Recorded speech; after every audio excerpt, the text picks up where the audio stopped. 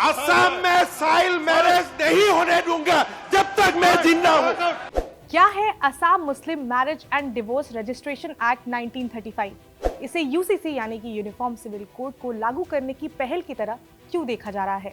इसे हटाए जाने के बाद असम पर क्या असर पड़ेगा? इन सब पर बात करेंगे इस वीडियो में। हेलो, मैं हूं स्वर्णा और आप देख रहे हैं स्विच। 23 फरवरी को असम सरकार ने अनाउंस किया कि वो असम मुस्लिम marriage and divorce registration act 1935 को रिपील करेंगे।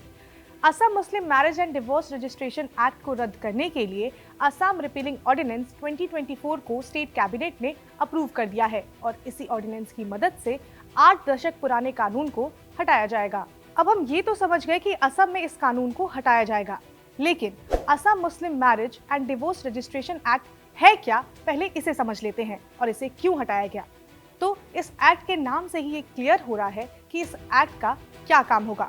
तो इस एक्ट के हिसाब से जब दो मुस्लिम लोगों की शादी या तलाक अपने पर्सनल लॉ के हिसाब से होती थी तो उन्हें उसकी रजिस्ट्रेशन करवानी होती थी। इसमें सरकार ने काजी, जिन्हें की रजिस्ट्रार भी कहा जाता है, उन्हें लाइसेंस दिया हुआ था और वही शादियों और तलाक को रजिस्टर करते थे। अभी असम में 94 ऐसे रजिस्ट्रार थे जो ये काम करते थे, लेकिन इस एक्ट के हट जाने के बाद से उनका काम जो है वो भी खत्म हो गया है, लेकिन सरकार ने उन्हें कॉम्पनसेशन देने की बात भी कही है।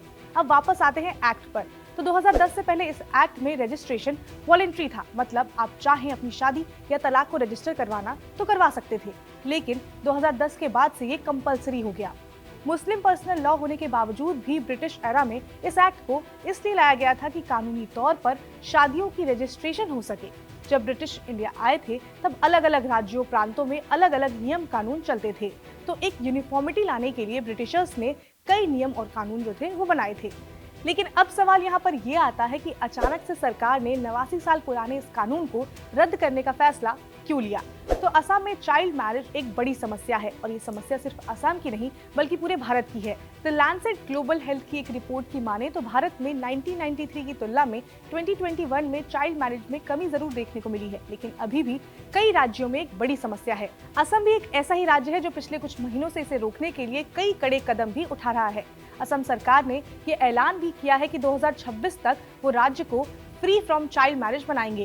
लास्ट ईयर इसी प्रोसेस में करीब 4000 लोगों के ऊपर कार्रवाई भी की गई थी।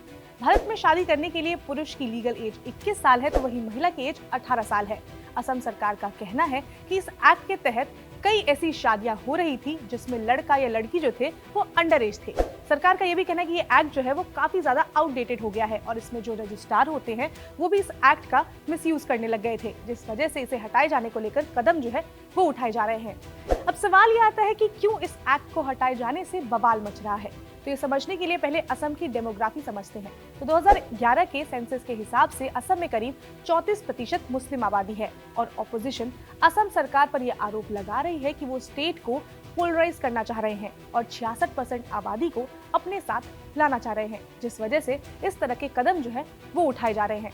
जुनैद खालिद, जो असम मिल्लत फाउंडेशन के प्रेसिडेंट हैं और एक वकील भी हैं, उन्होंने मीडिया से बात करते हुए कहा कि सरकार इस एक्ट को मॉडिफाई कर सकती थी, इसमें कई कंडीशन लगा सकती थी जिससे चाइल्ड मैरिज जो है उस पर रोक लगाया जा सकता था, लेकिन इस तरह से इस एक्ट को रद्द कर देने से कई शादियां जो है वो अनरजिस्टर्ड रह जाएंगी। हालांकि सरकार का कहना है कि लोग स्पेशल मैरिज एक्ट 1954 के तहत अपनी शादियों को रजिस्टर कर सकते हैं।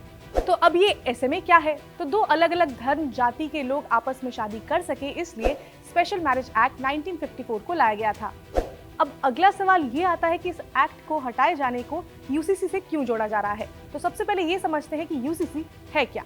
तो यूसीसी का मतलब है कि सोसाइटी के सभी सेक्शन को इक्वली ट्रीट करना इररिस्पेक्टिव ऑफ देयर रिलीजन। हालांकि ये इतना आसान भी नहीं है, लेकिन इस पर एक डिटेल वीडियो जो है वो हमारे चैनल पर किया जा चुका है, जिसका लिंक जो है वो मैं डिस्क्रिप्शन बॉक्स में आप सबको दे दूंगी। तो अब वापस आते हैं असम सरकार पर। तो असम में जब से बीजेपी की सरकार बनी है तब से उन्होंने इस बात पर जोर दिया है कि वो राज्य में यूसीसी लागू करेंगे। अभी हाल ही में उत्तराखंड में भी यूसीसी लागू हुआ है, लेकिन उत्तराखंड और असम दोनों जगह यूसीसी लागू होने के अलग अलग मायने हैं। दोनों ही राज्यों की डेमोग्राफी जो है वो काफी अलग है।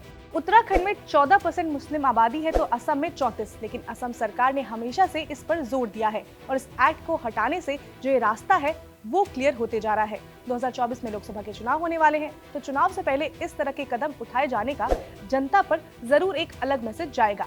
असम में लोकसभा की 14 सीटें हैं। 2019 के लोकसभा चुनाव की बात करें तो इसमें से 9 सीटों पर एनडीए को जीत मिली थी। बीजेपी इस बार चाहेगी कि उन्हें सभी सीटों पर जीत मिले, जिसे लेकर पार्टी जो है वो हर दिन कुछ नया करने की कोशिश कर रही है।